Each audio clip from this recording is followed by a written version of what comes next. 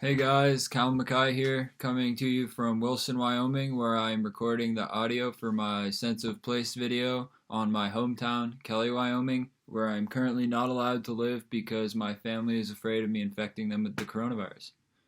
Okay, I'm here on Google Maps. This is Kelly. Right here is actually my house and the school I went to. And then 20 minutes away is Jackson and Teton Village, and then about 4 hours north is Bozeman. Kelly, Wyoming is a park inholding, meaning that the small town is surrounded entirely by protected park lands. This makes expansion impossible, maintaining the lawless vibe of the small town that I love. Unlike most towns where there may have been a police department or a neighborhood watch, growing up in Kelly, just about anything went.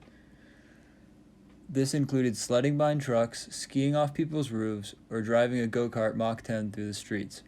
Because Kelly was a canvas of my childhood imagination, and the national parks are currently closed, I'm doing my Sense of Place video about my hometown. A sense of place is the emotional connection that people develop with an environment. In order to have a sense of place, you have to gain a sense of the place you're in. Although that sounds cliche, it's unfortunately true that many people can live for years in an area and not explore the surrounding land or meet their neighbors.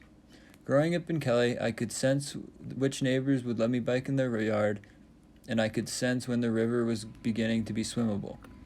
In order to have an emotional connection with a place, you need to first understand it. Because of a devastating flood, plans regarding the small town were changed. Kelly was supposed to be what Jackson proper is now. And looking at some of the developments and plans for my small town, I'm glad that I don't have to share the views and wide open spaces. Preservation in Kelly, because of the full enclosure of park land, has been a non-issue. Growing up in Kelly affected me in two ways. It pushed me to be creative and also gave me a love and admiration for the mountains. The latter influence has stuck with me the most, but I can still think back to my childhood to find inspiration and be creative. I take responsibility for my hometown through picking up trash, driving slowly, and respecting my neighbors. From poking around on Google, it seems that not many people are entirely clear on where Kelly is exactly and have not written little anything about the specific place that I'm talking about.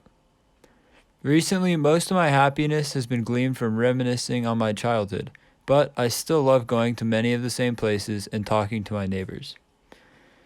I can relate to my surroundings because everything in Jackson is scaled up. The endless sage fields and sharp, steep mountains are larger than life. I can relate to this because I am also quite large. I think that being empowered is always good and will be especially important for members of my generation as we continue to fight for the protected lands and a habitable climate.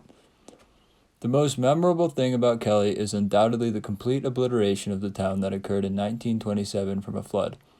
In 1925, 50 million cubic yards of Sheep Mountain broke free in a half-mile wide landslide. This landslide created a natural dam that geologists from around the country deemed safe. After a particularly harsh winter, the spring brought massive runoff with it. Charles Dibble, the local ranger, never trusted the dam, the main reason being the lack of protective spillways to prevent water from overtopping the dam. After the landslide, many locals were nervous and didn't trust the dam, but were again consoled by geologists. In the spring of 27, Charles Dibble's worst fears were confirmed when he noticed farming equipment that had been floating in the dam had been washed downstream. This proved that water was flowing over the top of the natural dam. Dibble hopped in his Model T to investigate what was happening upstream, only to be met by a 50-foot wall of water. Many people ran to higher ground or clung to trees. Only 6 people died, but the entire town was destroyed. So I'm here about 800 feet from my house at the elementary school that I went to. A lot of great memories. This place hasn't changed a bit. Yeah, school's on lockdown now, but back in my day, ooh-wee, she was popping. There's the Tetons. I remember big herds of bison would come in, and we'd either have to retreat indoors, and there's like a protocol. We'd have like buffalo drills, or else they'd have us all stand up on the on the playground and scream at them until they'd go away. Yeah. So that's it, my sense of place video. Hope you enjoyed.